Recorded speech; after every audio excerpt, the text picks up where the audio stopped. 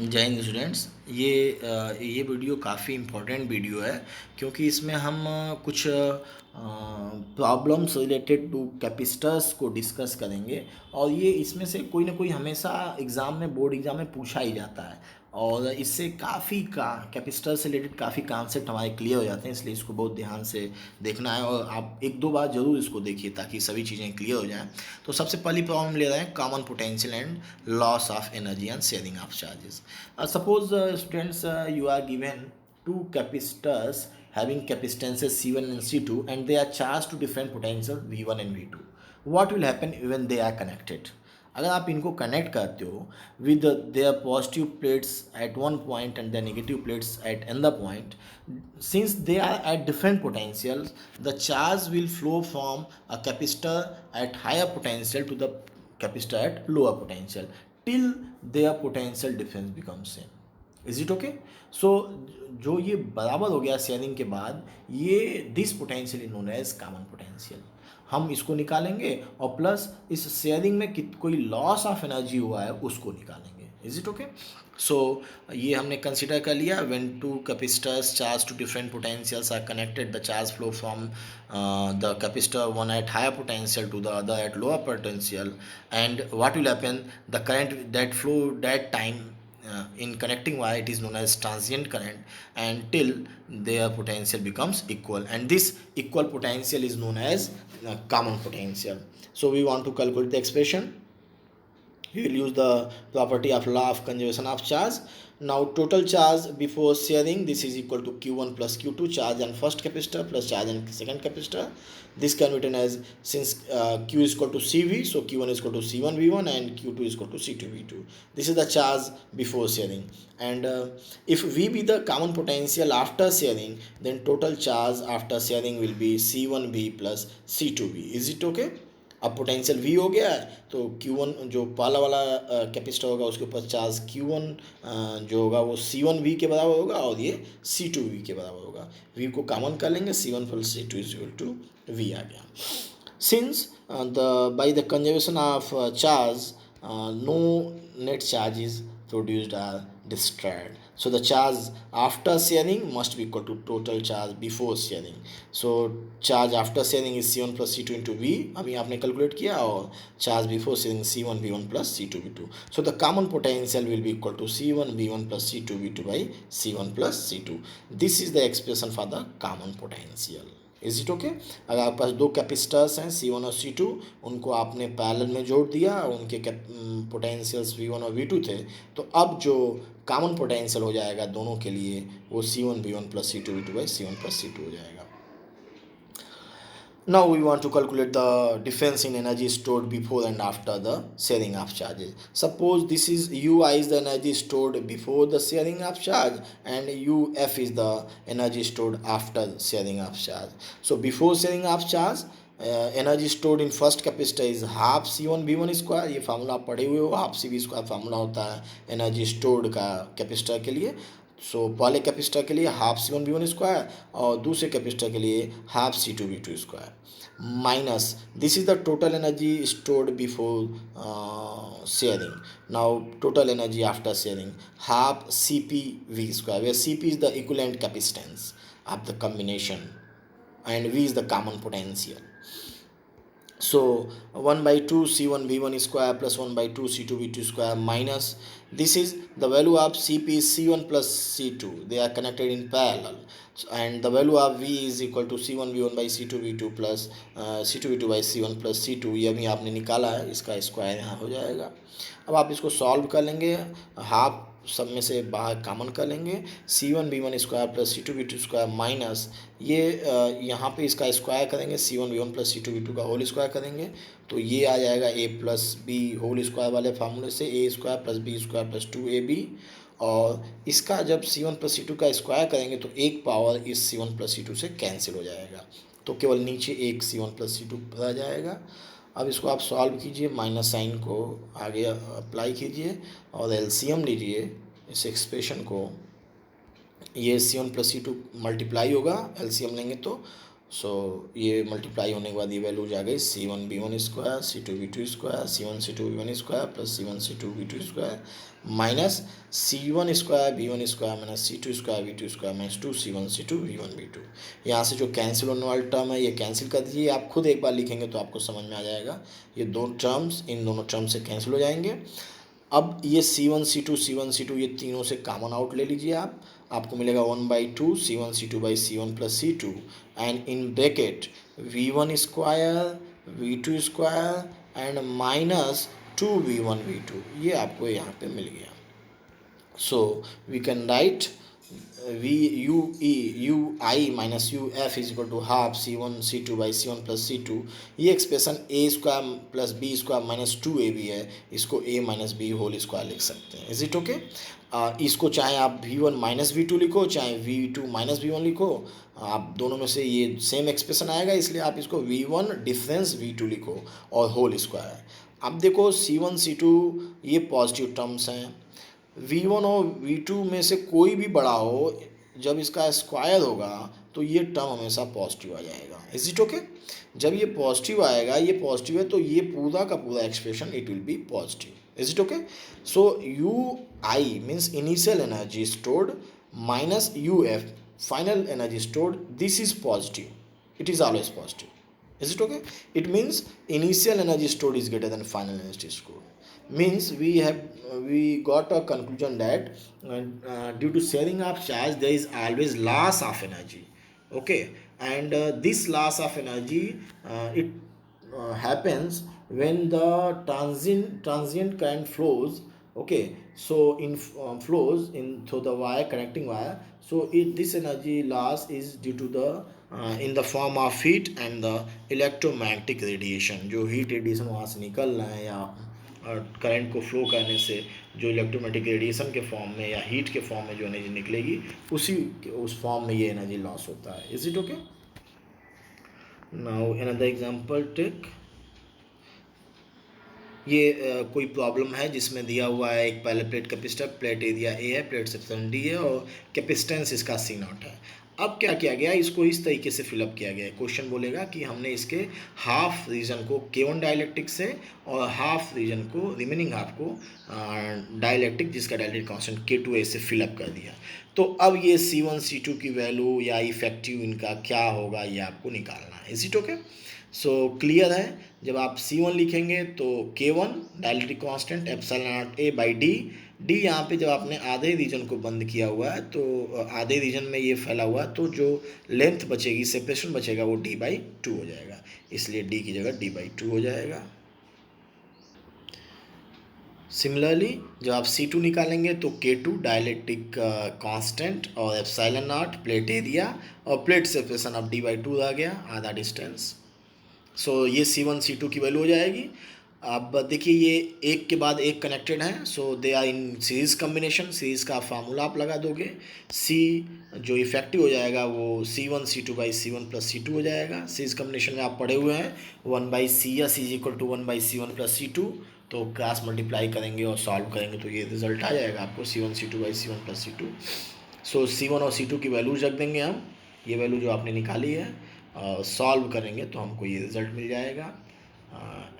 ε0A/d ये initial capacitance है, C0 की वैल्यू है, C0 इज टू ε0A/d, ये आप डिराइव कर चुके हैं।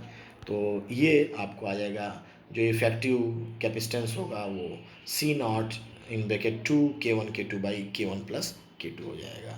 इससे एक और फ़ायदा आपको समझ में आना चाहिए कि अगर कोई डाइलेक्ट्रिक मीडियम्स K1 और K2 इस तरीके से जोड़े गए हैं, सीरीज में जोड़े गए हैं, तो जो इफेक्टिव डाइलेक्ट्रिक होगा वो 2K1 K2 by K1 plus K2 होगा।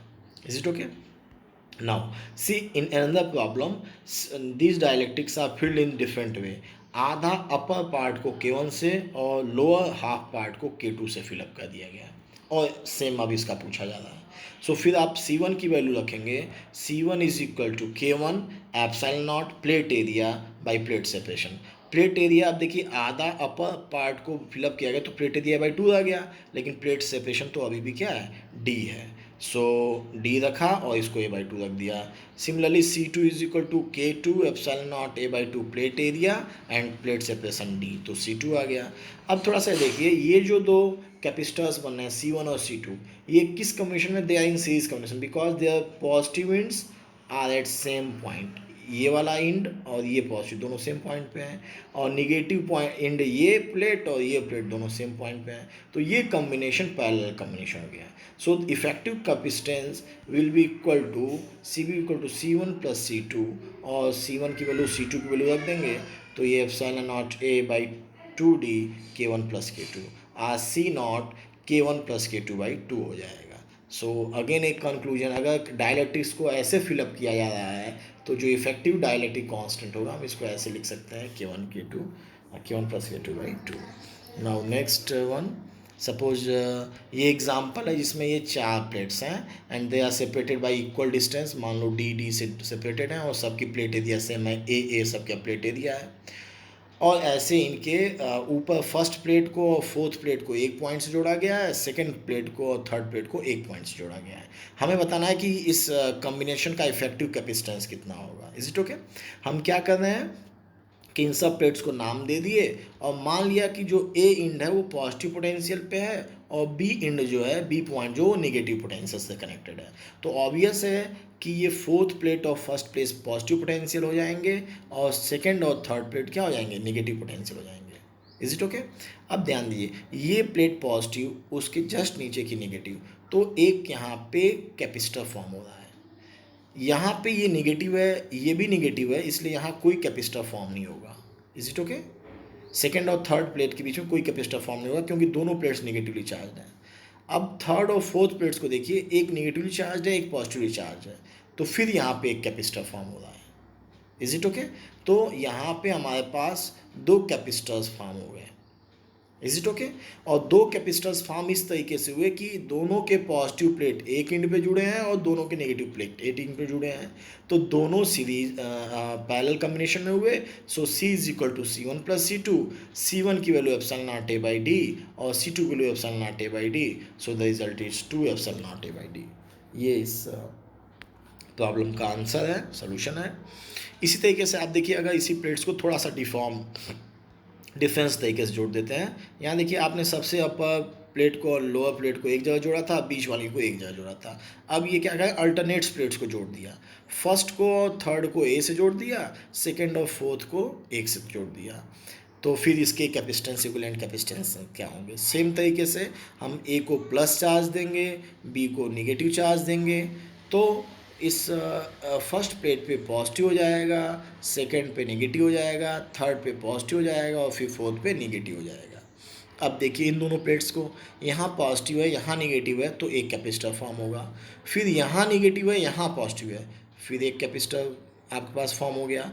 यहाँ फिर एक पॉजिटिव प्लेट है और नीचे फिर एक नेगेटिव प्लेट है, पॉजिटिव नेगेटिव, तो फिर एक कैपेसिटर फॉर्म। तो अब यहाँ पे तीन कैपेसिटर फॉर्म होंगे and these capacitors are in parallel. These capacitors are in parallel because their negative plates are connected at one end and positive plates are connected at another end. So the net capacitance is equal to 3C, और क्योंकि तीनों identical हैं और हर की value क्या हो जाएगी, एक की वैल्यू हो जाएगी epsilon naught A by D, तो तीनों कैपेसिटेंस की सीरीज पैरेलल कॉम्बिनेशन में 3 into epsilon naught A by D हो जाएगा। सो ये एक प्रॉब्लम है। अच्छा, एक और प्रॉब्लम देख लीजिए। सपोज़ आपके पास ये एक पैरेलल प्लेट कैपेसिटर है और टोटल सेपरेशन D है, प्लेट एरिया A है, और इसके में डायलैक्ट्रिक्स को फिलअप कर दिया गया है इक्वल सेपरेशन से D/3 ये K1 डायलैक्ट्रिक है, ये K2 है और ये K3 है। डायलैक्ट्रिक्स के डायलैक्ट्रिक कॉन्स्टेंट्स हैं। तो अब इस कॉम्बिनेशन का इफेक्टिव कैपेसिटेंस क्या होगा, ये क्वेश्चन है। Is it okay? 3 dielectric slabs of equal thickness. Is it okay? So अब देखिए, आप C1 लिखने जा रहे हो। जब आप C1 लिखोगे तो dielectric constant K epsilon naught A means plate area और डिवाइडेड प्लेट सेपरेशन। तो पहले के लिए K1 एप्सिलॉन नॉट, उसका प्लेट एरिया A और plate separation D/T। Similarly C2 के लिए K2 epsilon naught A by D/3, और उसी तरह से C3 के लिए K3 dielectric constant epsilon naught A and by D/3। अब ये देखो, तीनों एक के बाद एक हैं, 1 by 1. Is it okay?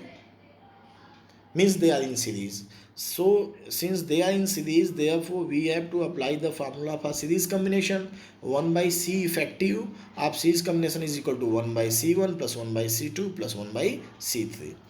So this is ये अब तीनों की वैल्यू रखो और जो कॉमन हो जाए, देखो एप्सिलॉन नेट ए कॉमन होगा और ये डी कॉमन होगा, 3 को ऊपर कर सकते हैं, तो रेसिप्रोकल में है इसलिए 1 बाई सी नीचे चला गया और ये डी बाई 3 एप्सिलॉन नॉट ए पूरा कॉमन हो गया, 1 by K1 plus 1 by K2 plus 1 by K3. इस एक्सप्रेशन को आप अपने से खुद से लिखिएगा तो और क्लियर होगा. मैंने यहाँ पे 2 स्टेप नहीं लिखे हैं. सो अब आप इसको एलसीएम ले लीजिए, एलसीएम ले लेंगे और रेसिप्रोकल कर देंगे. ध्यान दीजिएगा यहाँ 1 बाई सी है, जो कुछ भी इसको सॉल्व करने पे आएगा वो 1 बाई सी की वैल्यू होगी. सो 1 बाई सी जब सी इफेक्टिव की वैल्यू करेंगे तो जो आएगा उसको रेसिप्रोकल कर देंगे. एलसीएम लेंगे, नीचे K1 K2 K3 आएगा, तो यहाँ पे ऊपर आ जाएगा K1 K2 K3. Is it okay? और फिर यहाँ आएगा वो K2 K3 होगा, यहाँ आएगा K1 K3 होगा, यहाँ आएगा K1 और K2 होगा, वो वैल्यू नीचे आ रही है. Is it okay? इसको सॉल्व करेंगे. This is the effective of this combination. ये आप बिल्कुल सॉल्व कीजिएगा, एग्ज़ाम में ये क्वेश्चंस पूछे जाते हैं. नाउ ये तो इस वीडियो का हमारे हिसाब से सबसे इम्पॉर्टेंट पॉइंट है. Effect of introducing dielectrics in between plates of a capacitor. 2 conditions होती हैं. आपने कैपेसिटर को चार्ज कर लिया और उसमें डाइलेक्ट्रिक स्लैब को इंट्रोड्यूस किया, बैटरी को कनेक्टेड रखते हुए, या बैटरी को कैपेसिटर को चार्ज करने के बाद बैटरी को डिस्कनेक्ट कर लिए और उसके बाद पूरा उसमें डाइलेक्ट्रिक स्लैब जिसकी थिकनेस बिल्कुल सेपरेशन के बराबर या डाइलेक्ट्रिक मीडियम है उसको आपने फिलअप कर दिया. Is it okay? ये 2 कंडीशन ध्यान रखिएगा. क्या केस है? एक बार मैं फिर बोल रहा हूँ. आपने किसी कैपेसिटर को बैटरी से चार्ज किया, इज इट ओके, और अब उसमें पूरे डाइलेक्ट्रिक एक मीडियम को फिल कर रहे हो. 2 कंडीशन फिल कर सकते हैं, या तो हमारी बैटरी रिमेन कनेक्टेड है या तो हमारी बैटरी डिसकनेक्टेड कर दी गई है. Is it okay? तो चार्ज क्या होगा और कैपेसिटेंस क्या होगा, पोटेंशियल डिफरेंस बिटवीन प्लेट्स क्या होगा, इलेक्ट्रिक फील्ड क्या होगा, एनर्जी क्या होगी, ये 5 जो हैं ये आपको बताने हैं कि क्या होंगे due to introduction of dielectric medium. देखिए आप पहले एक की बात करते हैं, हम बैटरी रिमेन कनेक्टेड, बैटरी जुड़ी हुई है. Is it okay? सबसे पहले आप इसमें क्या लिखिए, आप कैपेसिटेंस को लिखिए. क्यों लिखें कैपेसिटेंस को? क्योंकि हमें पता है कि जब भी आप कोई डाइलेक्ट्रिक मीडियम से पूरा फिल करोगे तो कैपेसिटेंस K(C0) के बराबर हो जाएगा. ये वो पोटेंशियल डिफरेंस चार्ज के ऊपर डिपेंड नहीं करता है, ये शेप साइज और उसके सेपरेशन और मीडियम के ऊपर डिपेंड करता है. तो सीधे सीधे इसको K(C0) कर देना. C0 इनिशियल कैपेसिटेंस है और K(C0) अब का कैपेसिटेंस है when dielectric medium is introduce. ये ध्यान रखना है, पहले इसको लिखना है. दूसरा, चूँकि बैटरी रिमेन कनेक्टेड है तो आप कुछ भी करो, अगर बैटरी कनेक्टेड है तो पोटेंशियल डिफरेंस बैटरी के ही पोटेंशियल डिफरेंस के बराबर रहेगा. जो कुछ इनिशियल पोटेंशियल डिफरेंस है उतने ही के बराबर रहेगा. अब आपको 2 मिल गए, एक कैपेसिटेंस मिल गया और एक पोटेंशियल डिफरेंस मिल गया, तो इससे आप बाकी को निकाल सकते हो. Is it okay? आप Q का फार्मूला Q=C भी कर लो, तो Q=CB का मतलब K(C0) into V0. C0 V0 initial charge है तो KQ0 हो जाएगा. चार्ज Q जो होगा K टाइम्स बढ़ जाएगा. Is it okay? ठीक है. चार्ज Q क्या होता है? CB के बराबर होता है. C आपका KC0 हो गया है और V0 ही है, तो इसका मतलब टोटल चार्ज K जो होगा वो KQ0 के बराबर हो जाएगा. इलेक्ट्रिक फील्ड देखो, सेपरेशन बदले नहीं है ना, और पोटेंशियल डिफरेंस बदला नहीं, तो E=V/D है तो कुछ भी नहीं बदला, इसलिए E0 भी सेम रहेगा. Is it okay? ये फार्मूला आप यूज करोगे, E=V/D वाला फार्मूला यूज करोगे. अब देखो एनर्जी जो होती है, stored energy U=1/2 epsilon not E² होती है, एनर्जी डेंसिटी. यहाँ पे देखो जो इलेक्ट्रिक फील्ड है एप्सिलॉन नॉट आपने लगाया और इलेक्ट्रिक फील्ड ये है U0, तो आप इसको ये सॉल्व कर सकते हो. The energy will equal to KU0. Initial energy से K टाइम्स बढ़ जाएगा. और ये एनर्जी कौन सप्लाई करेगा? It is supplied by the battery. This energy is supplied by the okay. तो इलेक्ट्रिक फील्ड हो गई, E0 हो गई, क्योंकि V0 में चेंज नहीं हुआ तो E0 में कोई चेंज नहीं हुआ. एनर्जी ½ QB होती है, ½ QB, आप यहाँ देखो Q जो है K टाइम्स बढ़ गया है, V में कोई फ़र्क नहीं पड़ा है, सो हाफ QV भी K टाइम बढ़ जाएगा, सो एनर्जी भी K टाइम बढ़ जाएगी। ये हो गया when the battery remains connected. Is it okay? और अगर आपने बैटरी को डिसकनेक्ट कर दिया, इज इट ओके, तब क्या होगा? देखो दो चीज़ें हमेशा पहले लिखनी नहीं है। एक तो आप इस केस में आप एक तो चार्ज को लिख सकते हो, दूसरा कैपेसिटेंस को। कैसे कि बैटरी को आपने डिसकनेक्ट कर दिया तो चार्ज तो आपको कोई सप्लाई मिलेगी नहीं, जो कुछ भी चार्ज रहेगा वो सेम रहेगा। और डायलेक्ट्रिक कांस्टेंट इंट्रोड्यूस किए हैं तो कैपेसिटेंस क्या होगा, वो के टाइम्स बढ़ेगा ही बढ़ेगा। सो के सी नॉट। अब ये दोनों पता चल गए तो पोटेंशियल डिफरेंस क्या हो जाएगा, V is equal to Q by C. और सी जो के टाइम्स बढ़ गया है तो इसलिए, और क्यू वही है इसलिए V क्या होगा, 1/k टाइम्स हो जाएगा, V नॉट बाई के हो जाएगा। Potential difference V naught by K हो गया तो इलेक्ट्रिक फील्ड भी V नॉट बाई के हो जाएगी, क्योंकि E is equal to V by D होती है। Energy half Q V, half Q V, Q same है और V 1/k टाइम्स हो गया है तो एनर्जी क्या हो जाएगी, 1/k टाइम्स हो जाएगी। सो ये दो केसेस आप देख रहे हो, एक तो बैटरी जब कनेक्टेड है और जब बैटरी डिसकनेक्ट हो जाए। क्या ध्यान रखना है, जब बैटरी कनेक्टेड रहेगी तो जो पोटेंशियल होगा वो कांस्टेंट रहेगा, कैपेसिटेंस के टाइम्स तो बढ़ना ही बढ़ना है, डाइलेक्ट्रिक आप मीडियम पूरा फिलअप कर रहे हो तो। और जब बैटरी को आपने डिसकनेक्ट कर दिया तो चार्ज आपका सेम रहेगा, कैपेसिटेंस बढ़ना ही बढ़ना है। ये दोनों यहाँ पे आप याद रखो और कैपेसिटेंस और पोटेंशियल यहाँ याद रखो तो बाकी सभी आराम से आप निकाल सकते हो। थोड़ा सा यहाँ ध्यान देंगे, यहाँ पे जो एनर्जी बढ़ रही है वो इसलिए बढ़ रही है कि energy supplied by the battery, और यहाँ पे एनर्जी घट रही है because some energy is used for polarisation. Is it okay? ये बड़ा इंपॉर्टेंट कंक्लूजन है, इस पे ऑब्जेक्टिव क्वेश्चन बहुत सारे बनते हैं, आप ध्यान से इसको पढ़िए। चलिए एक लास्ट प्रॉब्लम इससे उठाते हैं। ये दो पॉइंट्स ए भी हैं जिनके बीच में कैपेसिटर्स अलग अलग तरीके से जोड़े गए हैं। Is it okay? और इसका हमें इक्विवेलेंट कैपेसिटेंस निकालना है।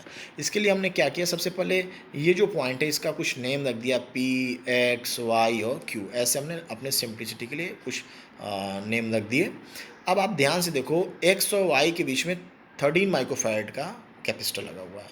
P और X सेम पॉइंट है क्योंकि यहाँ कोई कैपेसिटर नहीं है, सीधे जोड़ सकते हैं। और उसी तरह Y और Q सेम है, इसमें कोई कैपेसिटर नहीं है, सीधे जोड़ सकते हैं। Is it okay? ए से जब आप राइट की ओर चल रहे हो तो यहाँ पे आपको दो पाथ मिले और ये दोनों इस सेम पॉइंट्स की ओर जा रहे हैं। तो ये दोनों जो आपके कैपेसिटर्स हैं they are in parallel because they are connected between two common points. Is it okay?